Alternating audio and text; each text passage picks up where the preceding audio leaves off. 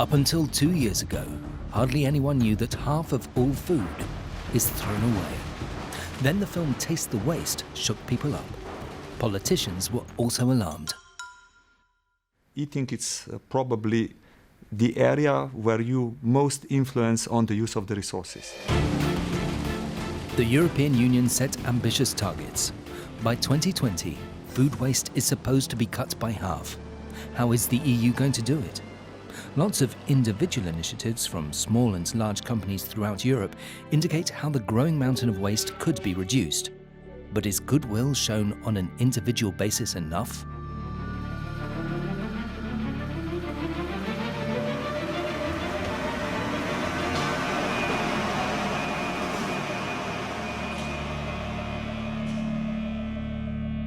If we continue with the business as usual, till 2020, we will be throwing away something like 120 million tons, which is, to put it more in relative terms, approximately 30% of all the production of the food. It's basically ending in dustbins. Politicians could intervene in a guiding way and create incentives. Waste collection fees, for example, that really do cover costs, or a recycling quota. But many governments refuse to intervene in events that affect the economy. They'd rather wait for voluntary actions from industrial associations. It's absolutely necessary that we have an intentional, solid policy against food waste. Because, as I said, environmentally it's bad, economically it's bad, and first and foremost of all, it's immoral. While the situation in many countries does not go beyond non-committal appeals, the British government already became active 5 years ago. Britain was under pressure. Refuse dumps on the island are spilling over. The EU is threatening to impose fines because food on the dumps ferments into the greenhouse gas methane. De heel eenvoudige reden waarom het in de UK gelukt is. England has a problem with waste. It has a landfill problem. Lots of food waste is still being dumped on landfills, which the European Union no longer permits. If they are unable to solve their landfill problem, the British will have to pay a large sum to Brussels. This awareness of the urgent need for action has led companies, government agencies and other organisations to realise that they will have to solve the problem jointly. In most countries in Europe, this sense of urgency doesn't exist yet. That's why the British government started the campaign Love Food, Hate Waste as far back as 2007. A major success. So far, the UK has been the only country in Europe able to reverse the trend to more and more waste. UK consumers now throw away 13% less food. This time last year, we did a full assessment on the amount of consumer food waste that is produced in the UK, and that had reduced from 8.3 million tonnes when we started to about 7.2 million tonnes within a period of about just over 3 years. That was a significant achievement, 1.1 million tonnes. And just to give you an idea, you may be aware of Wembley Stadium in London, but that 1.1 million tonnes would fill Wembley Stadium to the brim. How did the government in London achieve this? What was particularly convincing was that it targeted the entire production chain. There's not just one villain. Waste is a complex interaction involving everyone, business and consumers. To reverse the trend, politicians have to take the lead. In Britain, the government didn't merely ask business to come up with its own activities. The government demanded them. This community centre in London serves as a role model. Mo trains cooks in the whole YMCA district so that they throw out as little as possible and can still prepare everything fresh. Basically, the best soup is always the French said the leftover vegetable. We recycle all the vegetables, the onion, the courgette, the pepper, broccoli, watercress, just all together, both fried, onion, blended, and you perfectly can see for yourself, absolutely fantastic soup. Nothing that you can see with the bin there, that is for rubbish. We don't really give the food to the bins. Food goes to the customers. Bins should be always remain empty, really. Not that aware of what you're doing, you know? The majority of the customers are aware of how we operate now. They support the idea we're cooking fresh food, cooked to order, basically. They're willing to wait because they're no one in a hurry. If you're in a hurry, you go to McDonald's. That's why I look at it. Now, that's why McDonald's, they're wasting so much food and ingredients. It's absolutely ridiculous. The amount of you pass by the bins, you see full of stuff left outside the restaurant in the street. Encourage more rodent like foxes and you don't need that.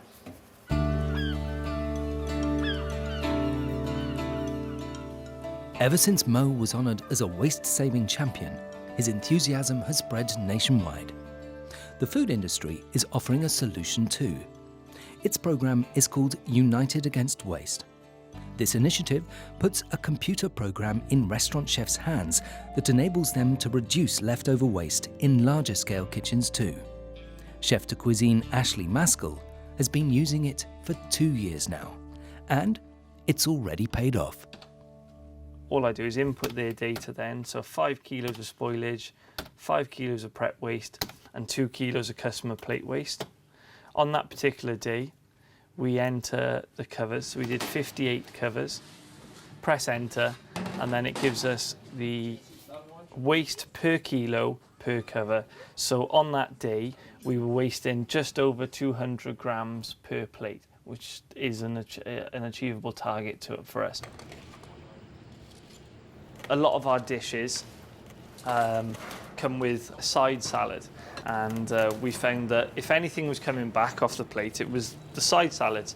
And then when I started using the Unilever waste management systems, we identified that this problem, it was obviously costing me a lot of money to buy the lettuce in each day. It was then costing me staff hours to process the lettuce, wash it, sanitize it, dry it, spin it, and then get it into salad containers. And then, of course, it was taking up fridge and space in the fridge, so it was costing me electricity, and it has a knock-on effect all the way down the line.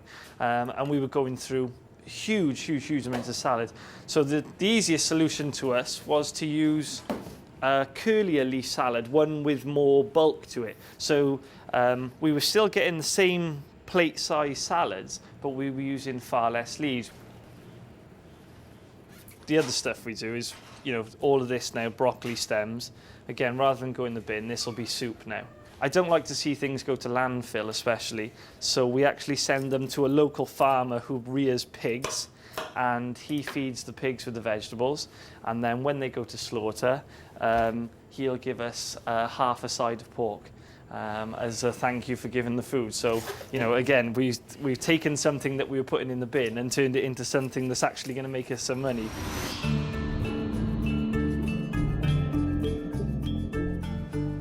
Buffets rank high on the list of waste generators. They entice guests to load too much onto their plates. The restaurants tack this onto the price, which means that customers who don't waste a thing have to pay for others' wastefulness. A Chinese restaurant in Germany opted for an unusual education measure for its customers. Anyone with leftovers on their plate pays a surcharge.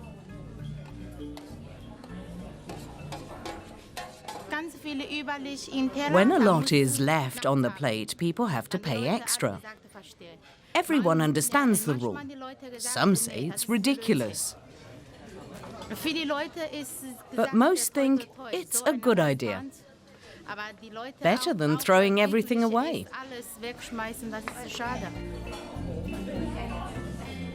€1 is charged for every piece of sushi left on the plate, €2 for meat or shrimps. The deterrent works. Most customers don't fill their plates so full anymore. Some even view the strict fine as an excellent idea, because they feel that the only way to regulate the battle at the buffet is via people's wallets. It's food that is otherwise thrown away just because people think they have to load up their plates first time round, instead of waiting 5 minutes after a normal portion and seeing if they're still hungry. We've been coming here for several months now, and I've always had enough to eat, without having to worry about paying more. People ought to take time over their food. We Europeans have forgotten that.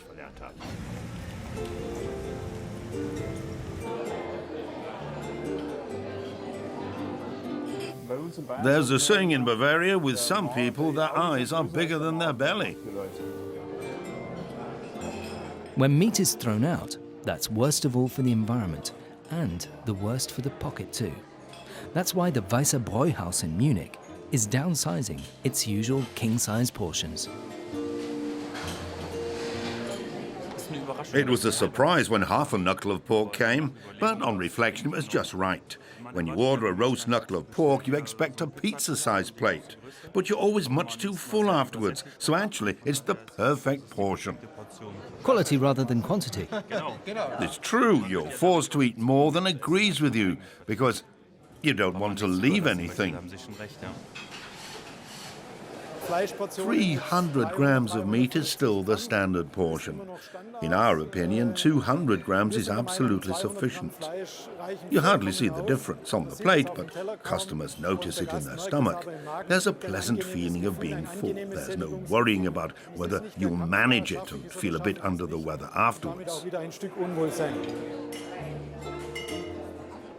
The restaurant reduced the prices for normal portions accordingly. Customers rapidly accepted the smaller portions. Yet the Weißer Bräuhaus still seems to be one of very few with this idea. Most proprietors worry that their clientele might not be satisfied. But that's easy to change.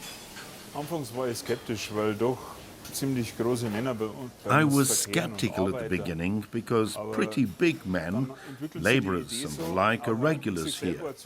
But then we thought of offering an XXL portion for construction workers, for real he-men who want to eat a big portion. We said to ourselves, we'll charge a small surcharge for an XXL portion. Then everyone can decide what kind of portion they'd like. And it works. Nobody complains. Our guests have all accepted it.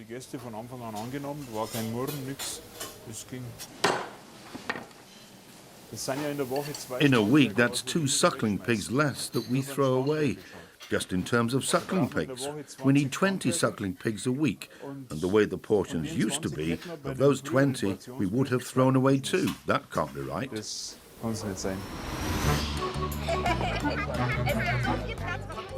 Simply breaking off at the stem goes much faster than any knife. Kürbis, genau. We had a hailstorm this year. The pumpkins were all still relatively small, and they all had to suffer a great deal. Here you can see how the hole caused by the hail damage has been sealed. A misfit, so to speak. I really can't sell it as normal retail produce. Harvesting cabbage as a happening. Not far from Berlin, a group of volunteers helps farmer Christian Heimann with the crop. Emerging here is the nucleus of a cooperative that wants to harvest the misfits too. Misshapen fruits of the soil that otherwise won't be accepted by retailers. Misfit. This one simply got too much water and burst open. It's completely fresh.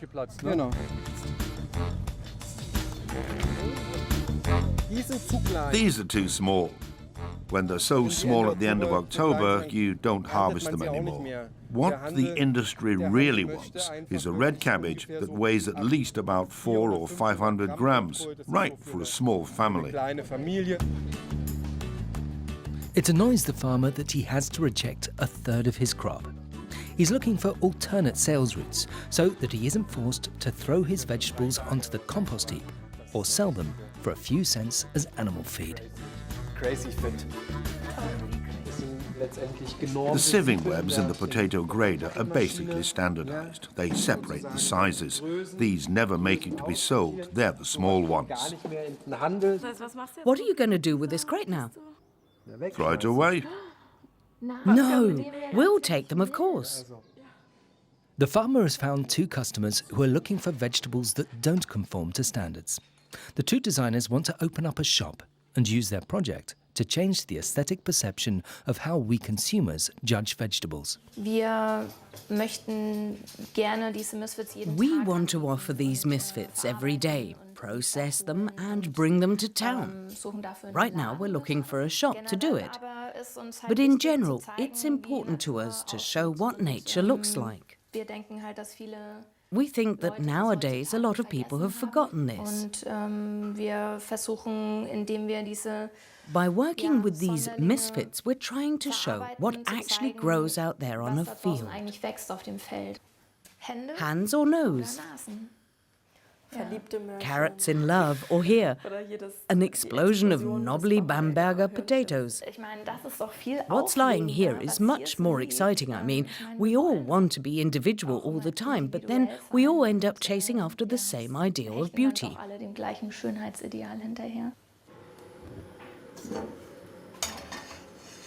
At the moment, I'm preparing misfit skewers. Today, they're made out of three-legged carrots that are briefly blanched in hot water and salted a bit. Later, we offer them to people on the street on a stick. They're a lovely way of displaying the kind of diversity that we celebrate and want to show. And Lea has a really delicious beetroot brownie. It's made from beetroots that ended up too small. You don't have to be a trained cook to make them. We're not chefs either. Despite that, we've been able to delight all kinds of people until now with new creations that were really amazing. Today, the two of them don't want to sell anything. They're collecting donations so that they can open up a vegetable snack bar in Berlin. Then they want to make the Culinary Misfits label available to supermarkets as well, and by doing so, stimulate the marketing of non-standard vegetables. Would you like to try Culinary Misfits?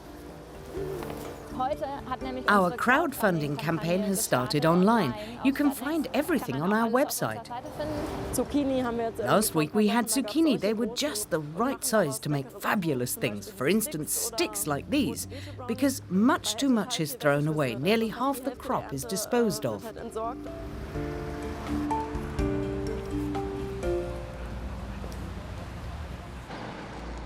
A small shop won't be enough for the volume that farmer Christian Heimann rejects. Supermarkets would be a larger sales market, but most don't accept any deviations from the norm. Bio Company in Berlin is the first supermarket that also buys misfits from farmers. Georg Kaiser, the owner of 30 outlets, knows how skeptically customers react to odd-looking items. Yet even so, he ventures to offer crooked-shaped vegetables. Wonderful looks fine. To me, it's a sign of ecological farming, of rural agriculture that can still do this. In the meantime, customers are already waiting for you to deliver early Friday morning.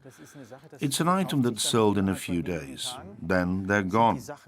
The main reason why we've convinced the customers is because you're in the neighborhood. Georg Kaiser isn't waiting for politicians to do away with trading norms. Why aren't there shelves like these with naturally grown vegetables at other supermarket chains too? They're afraid their customers will disapprove of the misfits because for years they've been accustomed to perfectly grown vegetables.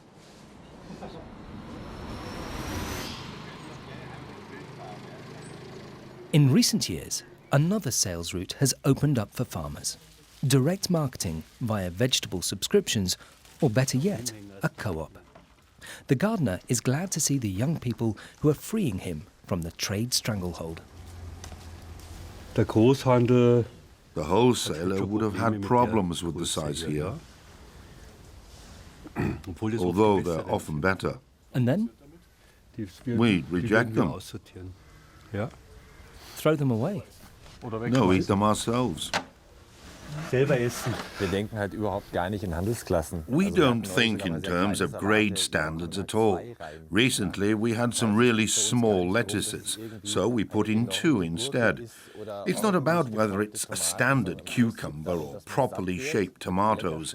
In the end, it's about eating your fill of delicious-tasting food. We say, people, with us it comes down to the taste. Looks are merely secondary. So with us, a caterpillar has to crawl out of the salad because it's proof that we're an organic nursery.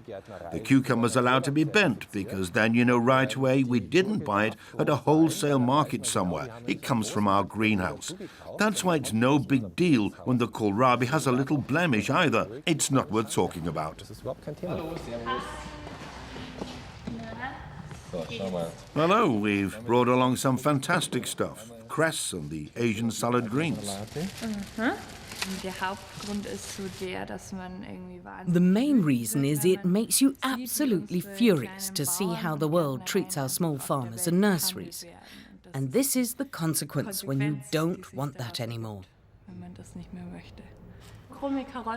Thanks to Kartoffelkombinat, I've learnt that crooked carrots taste just as good as straight ones. And when a potato grows eyes, you just have to dig in a little and cut them out. But 2/3 of the potato is fine and tastes great. Why does it have to be thrown away or made into animal feed or whatever? The idea that the whole crop can be utilised has now reached a major supermarket chain in Denmark too. At the Rema 1000 distribution centre, hundreds of truckloads of vegetables arrive every day.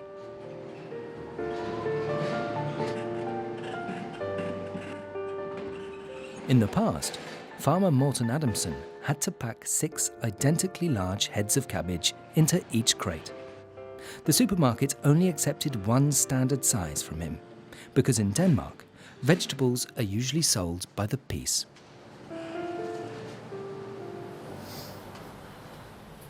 They look really good. We do our best. I think it's good that we invoice according to weight now and not per piece anymore. This way we can harvest the smaller heads of cabbage as well that are just right for the many singles in Denmark, along with bigger ones for families. No one used to take small or large heads of cabbage from us. We couldn't sell 5 to 10% of the crop.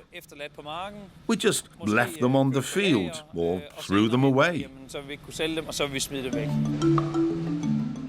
What used to be the usual standard sizes made sure that customers also had to throw food away. For many, the heads of cabbage were simply too big. At the 235 outlets, the same rule used to apply that applied in every other supermarket in the country. Danes don't weigh. Everything was sold by the piece, so it didn't have to be weighed. Hardly anyone was aware that this meant that half the crop stayed on the field. In the meantime, most customers have accepted weighing. I think it's a good idea. I don't waste food anymore because I only buy what I really need. And it's getting cheaper because there are fewer vegetables left lying at home that I can't finish eating.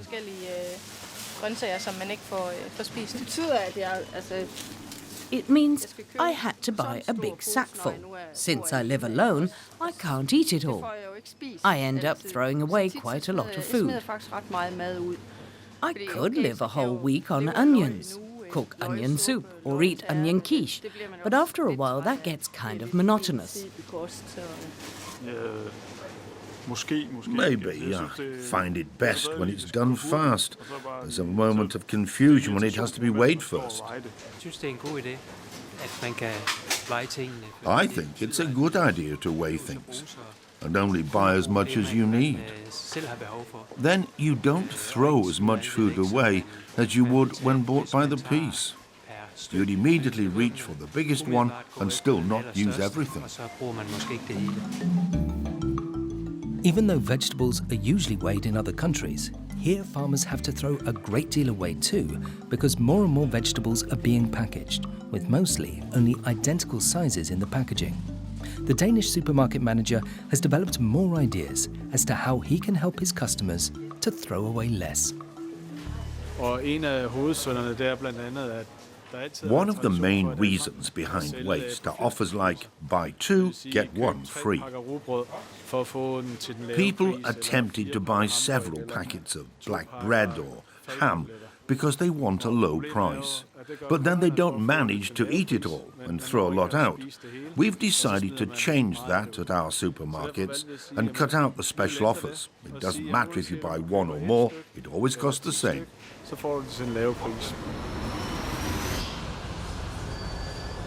Another alternative that kicks in much earlier was thought up by an ingenious entrepreneur from the Netherlands who produces carrot juice for German discounters.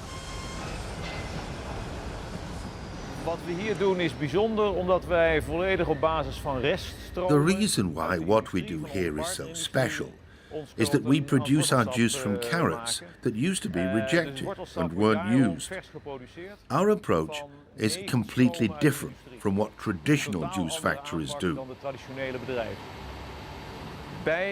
Van Rijsingen, our partner facility that supplies the supermarkets, has to reject about a quarter of the carrots. Up until now, those rejects have gone to farmers as feed. If they didn't use them, they even got sent to biogas plants. That's no appreciation of value. We divert these industrial side streams for both carrots and other vegetables back to their original purpose, human consumption. Video scanners monitor the carrots. If they're too small or too crooked, short blasts of compressed air blow them onto other conveyor belts. The standard sizes go to the supermarkets, the others into the juice press. Basically simple. So why isn't it done like that everywhere? The reason? Until now, low food prices prevented companies from attending to leftover produce. Very healthy, tasty, really cold carrot juice. Technical investments towards reducing waste will certainly be worth it in the long run, because agricultural raw materials are becoming more expensive. Yet, still, it's often cheaper for the industry to simply throw food away than to invest in waste-saving machinery or labour. However, the Unilever food concern has decided to optimise the processes at its British factories so that less and less food waste occurs. 1.4 billion ice cream products flow from the conveyor belts every year at this factory in Gloucester, England.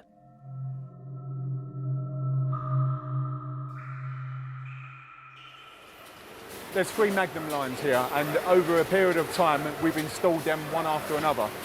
If you take the 3rd line, it's actually now 25% more efficient in terms of waste generation.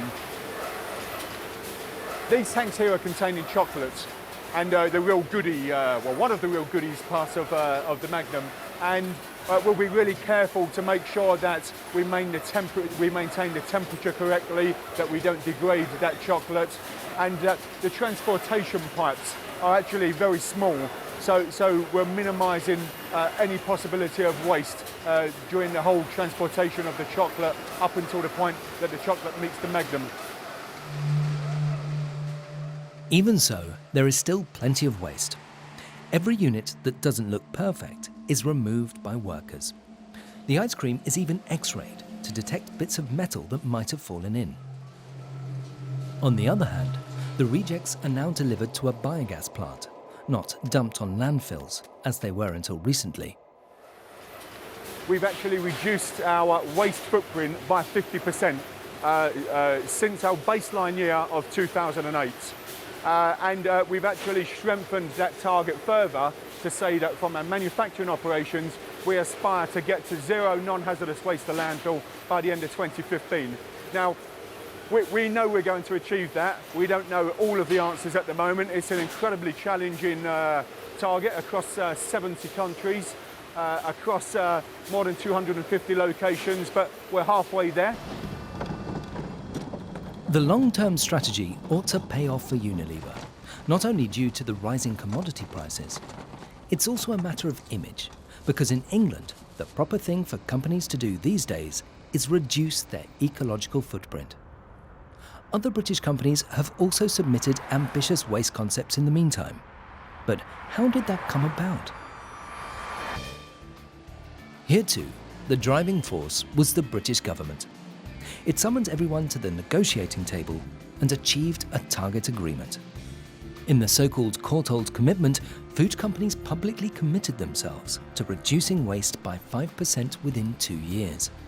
This target was actually achieved. Meanwhile, the next round is being negotiated in London. Where we've been working with our Courtauld Commitment signatories, which are all the major retailers and the brands, is to how to make the supply chain even more efficient and actually reduce food waste in the process by trying to get them to work together to minimise the waste right the way through the supply chain. For the Labour opposition, in power when the agreement was conceived, these successes aren't enough. Great Britain could have long since been further down the road had the target stipulations been coupled to sanctions.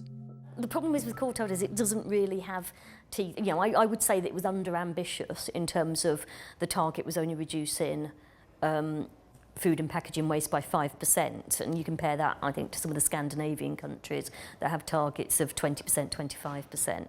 And then also progress against that target in the first year was only 0.4% reduction. So although, you know, there was a reduction which is perhaps better than other places where food and packaging waste is growing, it's still quite a tiny, a tiny inroad into the problem. It's estimated that about between 1% and 3% of food waste that could be donated actually is donated. So that's an awful long way to go. In the last few years, the issue of appreciating the value of food has caused many campaigns to be introduced all over Europe, like the Food Battle in the Netherlands. Food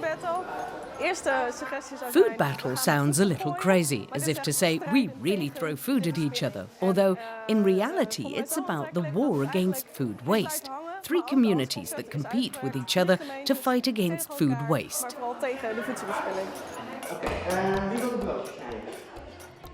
In a children's cooking course, Dutch TV chef Erik van Verloeven shows the next generation how leftovers can be magically turned into delicacies and how to store food properly.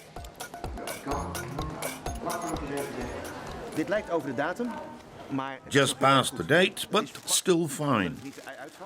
But when you take these products out of the packaging, like the mushrooms, put them in a bowl and cover them with a damp kitchen towel. Then they stay fresh much longer. It's the same with soup greens. They don't dry out, they can breathe and stay fresh longer. Even 4 days after the best before date. Wil jij meedoen? Alsjeblieft, zal ik er weer opzetten? Through this food battle, we are trying to make people more aware. Those who commit themselves to keeping a waste diary receive a shopping bag filled with food items. Over 100 consumers attend the event in the town of Apeldoorn. They want to test themselves by keeping a waste diary for 3 weeks. A shopping bag filled with delicacies is raffled off among the participants. But that's not the main motivation for Marlies van der Merwe.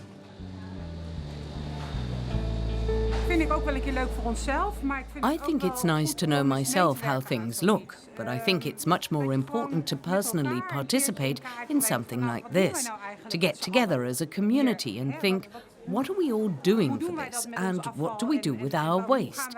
How wasteful are we? I think that's great.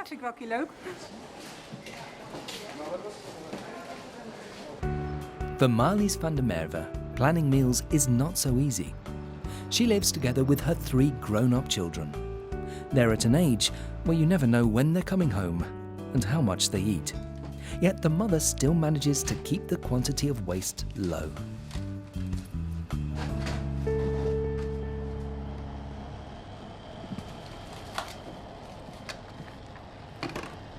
Hier in huis is het eigenlijk At our house, it might be a rotten little bit of an apple, but that's no reason to throw out the whole apple. Or this little piece of bread. I think it's absolutely edible, but none of us like the crust. Niemand hier in huis lekker, dus dan, nou ja, doe dan maar.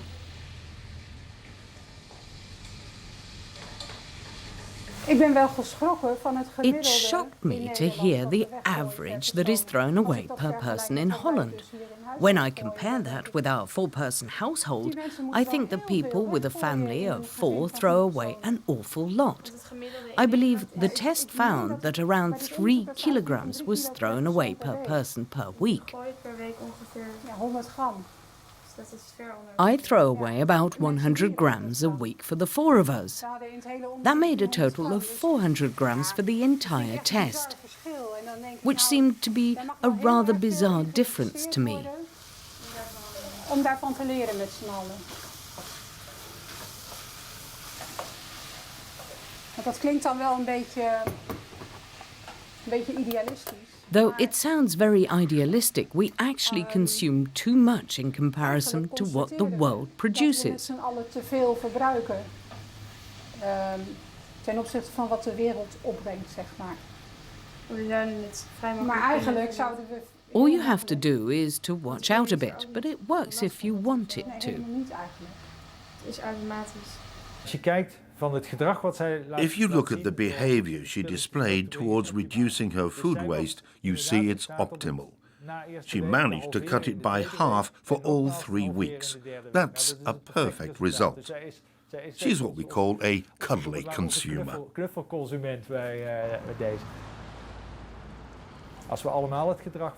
If we all did it the way Marlies does, we'd cut back waste in the Netherlands by 90%. Every morning, Westerhein makes the rounds of Berlin's bakeries. For a nominal sum, she buys the bread from them that they were unable to sell the day before. This is a fantastic job. I love my job. First of all, it smells good. That's great. You get into the car and there's the smell of bread. Back then, and even now, I didn't think, I'm trying out a sustainable idea. The yardstick was really set a lot lower. Using simple common sense, what I thought was, it's a real shame about all that bread. I see it partly in the way the saleswomen behave. Some pack things away very neatly, pack everything nice and pretty. And then I have some who, when the clock strikes 6:30 p.m. or whenever they close, they throw it all away, as if it were rubbish, as if it were food until 6:30 and turns into rubbish at 6:31, right? That's crazy. Das ist so verrückt. So if I decide that the bread is too good for the dumpster on the second day, I keep on selling it. The reason we're here is simply to give the bread another chance.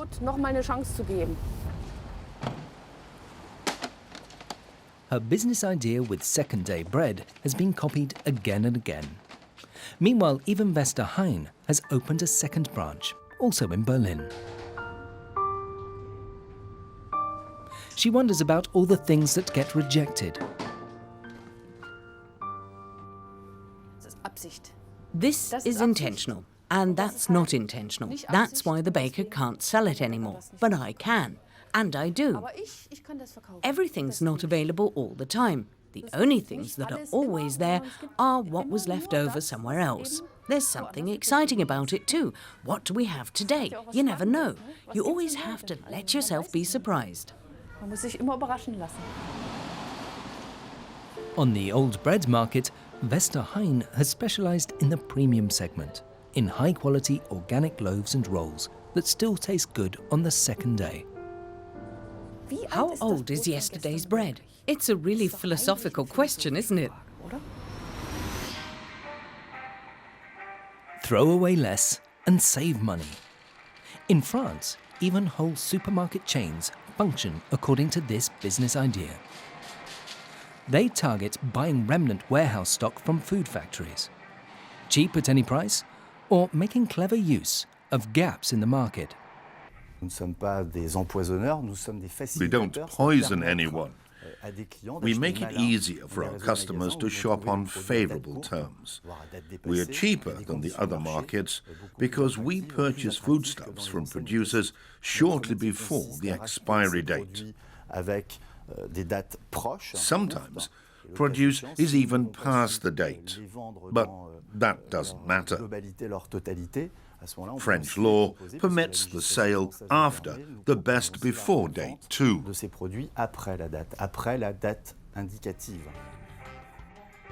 The law doesn't just apply in France, it applies in the whole EU.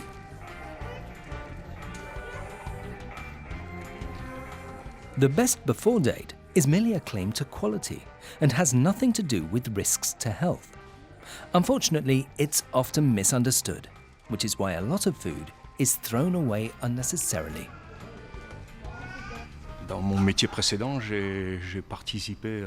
In my old job, I had to transport products like these to the incinerator plants. Hundreds of thousands of tons of food were destroyed each year. just at the company I work for. If you extrapolate that for Europe, you come up with millions of tons. This incredible waste makes me angry.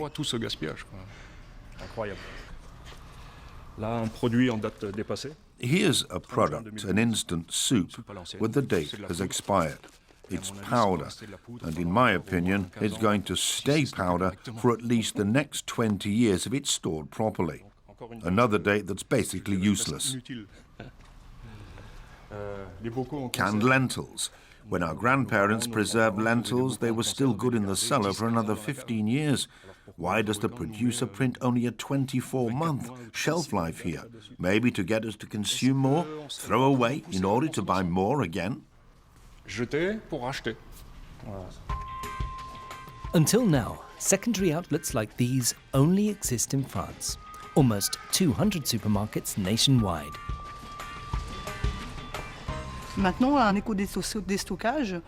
For us, this leftovers supermarket is very interesting. I have 5 children.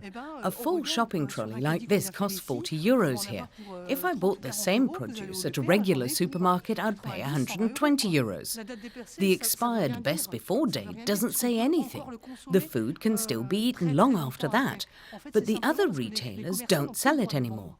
I've been coming here since the grand opening a year ago, and I'm not dead yet. The French secondary markets are still an exception in Europe. However, the apparent confusion triggered by the best before date has now caused many European governments to think about changing it. The best before date is one reason for a lot of waste. 15 to 20% is thrown away because the consumer doesn't understand what it means. But this occurs mainly because the consumer is no longer able to judge if something is still good or not. You see, the whole chain is geared to the date. Naturally, it's very strange that a supermarket should decide solely according to the date whether a product stays on the shelf or not. But the best before date, introduced in 1981, is being intensely discussed by the EU Commission because many consumers don't understand it correctly.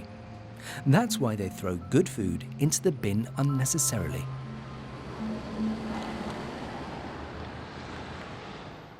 It's obviously something which we have to change because it's leading to wrong decisions. And why it's so, I don't know, because I was not here when it was decided.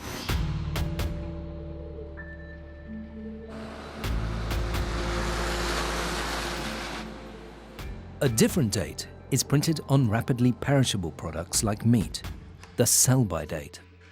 When it expires, the goods are no longer allowed to be sold due to the health risk.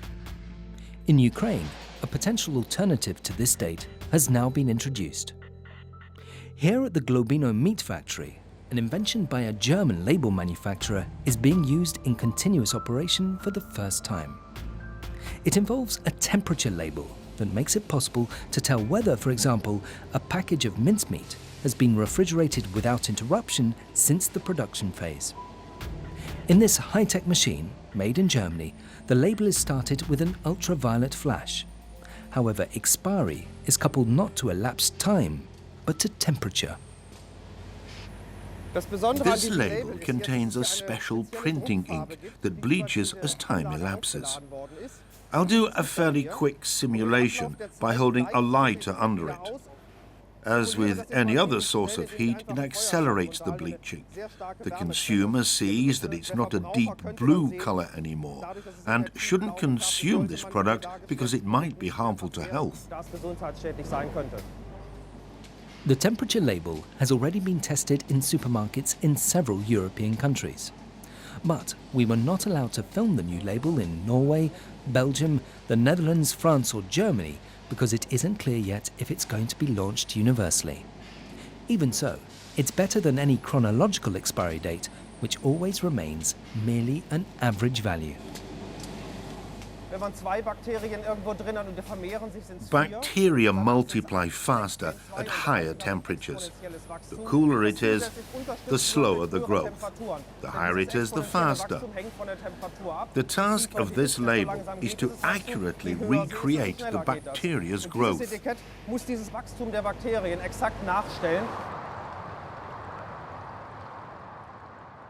The German retail chain Metro has introduced the temperature label to all of its markets in Ukraine to enable a better monitoring of the cold chain. The head of purchasing emphasizes, however, that for legal reasons, the label is not allowed to replace the sell-by date. When the sell-by date has expired, we have to take the product off the shelf, even if the temperature label shows that the meat is actually still edible. The customer at home can judge by the label whether they still want to eat it or not. When the sell-by date has expired, it doesn't automatically mean the merchandise isn't good anymore. How often does perfectly edible food wander into the dumpster just because the date has expired? That's why the new label can reduce waste too. Better quality control and less waste at the same time. All that for 2 cents more per package. Customers are delighted with the new label. A good idea. The labels give us customers the option to see if the meat is fresh or not, and how long it's been stored. There have been several meat scandals here in Ukraine, with frequent complaints about the cold chain. That's why I think it's a good idea.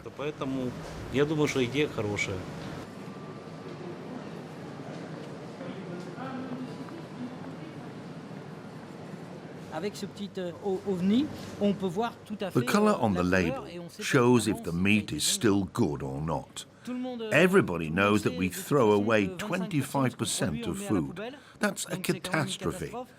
Perhaps the label isn't the solution for everything, but it will help us to reduce losses, to throw less into the bin.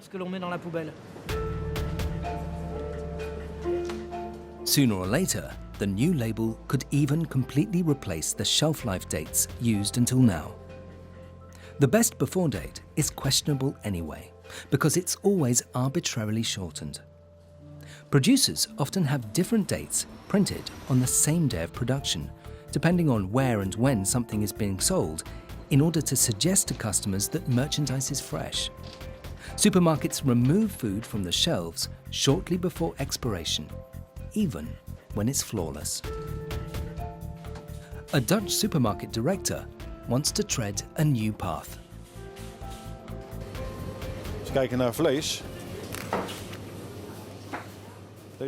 Basically, the quality of this joint of beef is still very good, but there's a brown spot on the surface due to a lack of oxygen.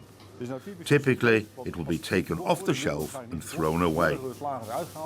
The consumer would rather have an unblemished piece of meat, although there's basically nothing wrong with this one.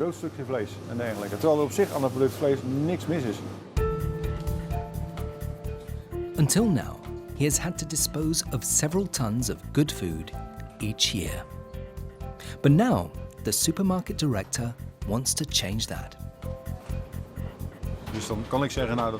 I can roast the meat and sell it as pot roast. I can process the leftover bread too. But if I do it on the premises, I have to hire a cook here. Our chain has 4,300 stores in the Netherlands, so I'd have to hire 4,300 cooks. I think it's simpler if we all look for a mutual solution. The remaining bread, meat and vegetables can be collected and processed centrally. We're talking about goods worth around 500 million euros a year in the Netherlands alone.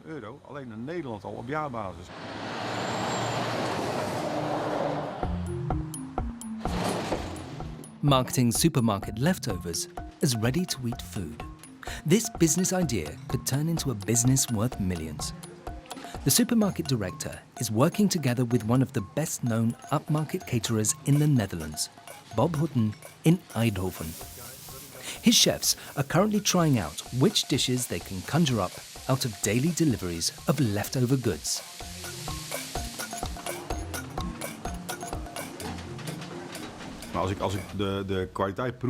The quality of these meals really is above restaurant level. I think there'd be a market for this in the Netherlands.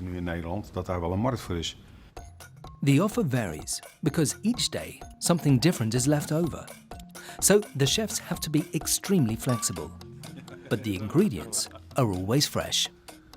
This is soup the way my mother used to make it. Just tomatoes, nothing else. You can't even buy something like this in a store anymore. Delicious. Soon dumpster diving won't be possible anymore because nothing will be thrown away.